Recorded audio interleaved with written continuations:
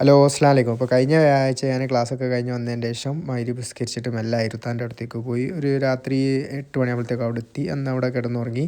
പിന്നെ പിറ്റേന്ന് എണീച്ച് ജുമാക്ക് പോയി. തിരിച്ച് വരുമ്പോൾ ചെറുങ്ങനെ മഴയൊക്കെ പൊടിയുന്നുണ്ടായിരുന്നു. അങ്ങനെ ജുമാക്ക് കഴിഞ്ഞ് വന്ന് നല്ല കബ്സ എങ്ങനെയാണ് എല്ലാവരും ടേബിൾ മേൽ ഒരു പ്ലാസ്റ്റിക്കിൻ്റെ ഇത് വിരിച്ചിട്ട് ഒന്നായിട്ട് തിന്നു. നല്ല ടേസ്റ്റുള്ള സാധനമായിരുന്നു. അങ്ങനെ അതൊക്കെ കഴിച്ച് പിന്നെ പുതിയ കളി, അതായത് ഇതിങ്ങനെ വെറുതെ എറിയല്ല, കണ്ണ് പൂട്ടിയിട്ടാണ് എറിയുന്നത്.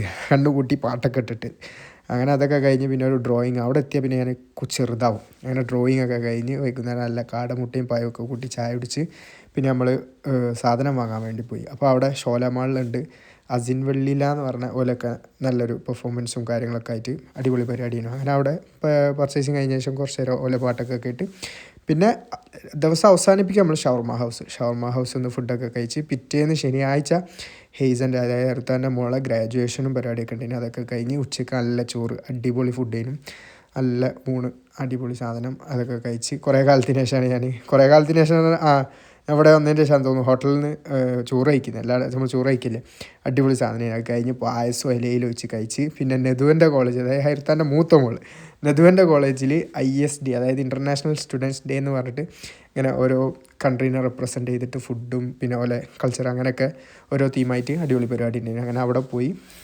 അങ്ങനത്തെ അവിടുത്തെ കാര്യങ്ങളൊക്കെ കണ്ട് കുറേ രാജ്യങ്ങളുണ്ട്, പലസ്തീന്, സ്പെയിന്, തുർക്കി, കുറേ സംഭവങ്ങളും, പാകിസ്ഥാൻ, ഇന്ത്യ എല്ലാം ഉണ്ട്.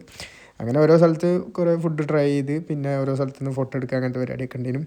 അതൊക്കെ കഴിഞ്ഞ് ഞാൻ ഇങ്ങോട്ടേക്ക് പോന്ന് തിരിച്ച് വരുമ്പോൾ തന്നെ ഞാൻ മെട്രോ സ്റ്റേഷനിൽ ഇറങ്ങി.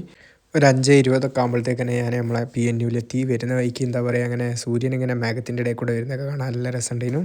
അപ്പോൾ ഇൻഷാ അല്ലാഹ്